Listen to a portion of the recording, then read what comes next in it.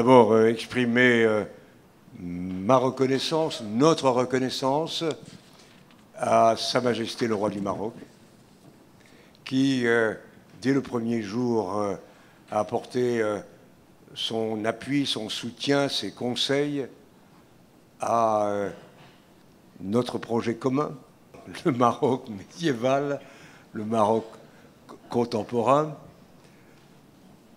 au président de la République française, qui, lors d'un déplacement important en visite d'État au Maroc, a bien voulu parrainer l'établissement d'une convention avec la Fondation nationale des musées du Maroc.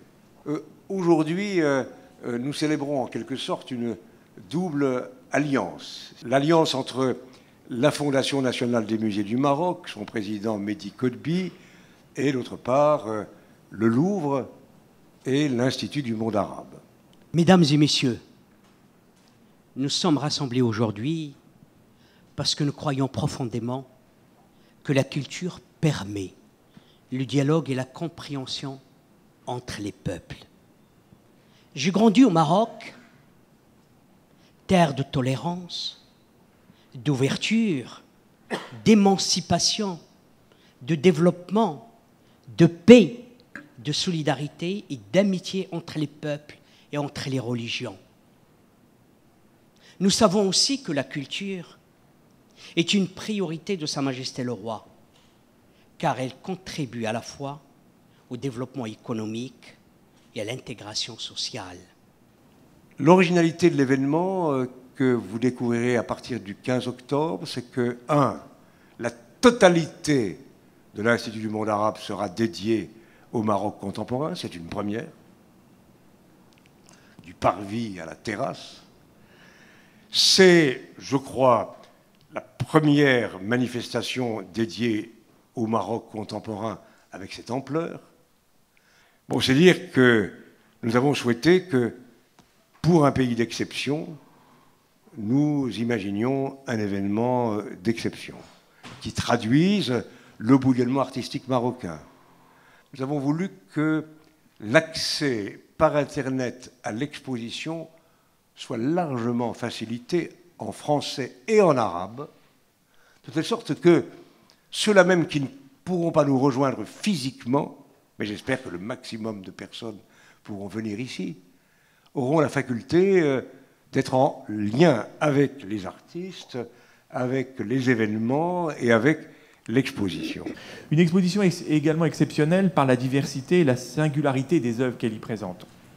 Éléments d'architecture, objets de culte, céramique, pièces de monnaie côtoient les chefs-d'œuvre et des œuvres qui, pour la première fois, sortent du Maroc. On pense notamment au lustre de la mosquée de Fès. Au-delà donc de ces aspects esthétiques, c'est aussi, et Mehdi comme M. Lang l'ont rappelé, une exposition qui veut aussi révolutionner le regard que souvent en France nous portons sur le patrimoine marocain, un regard moins européen centré. Nous donnons la parole donc aux historiens de l'art marocain pour nous dire l'histoire qu'ils ont à nous raconter sur ce patrimoine.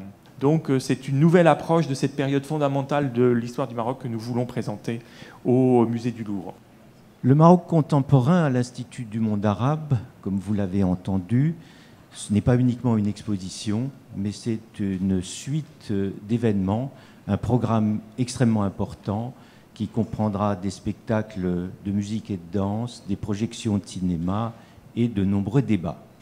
Nous avons cherché à faire une enquête la plus large possible, d'abord bien entendu dans ces galeries, mais d'aller faire une vraie enquête sur place également à travers des voyages et en allant rencontrer des artistes, souvent des jeunes, qui n'avaient quasiment pas exposé et qui étaient en tous les cas totalement inconnus chez nous. Je vous convie donc à cette exposition qui ouvre le 14 octobre.